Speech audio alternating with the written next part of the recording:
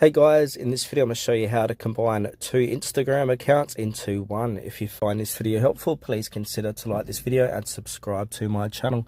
In saying that, let's just jump straight into the video.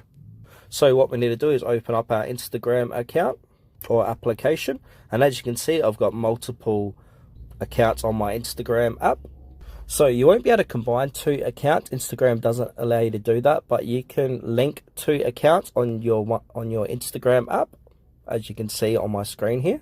So in order to do this, I'm just going to open up my account in Tutorial Wiz, and now if I want to go ahead and add another account, I want to click onto my user profile. Then from here where it says my name, I'm going to click the little drop down menu, and then I'm going to go ahead and click on add Instagram account. And then from here, we can log into an existing Instagram account or create a new account. And what this is going to do is going to allow you to have two Instagram accounts on your one Instagram app.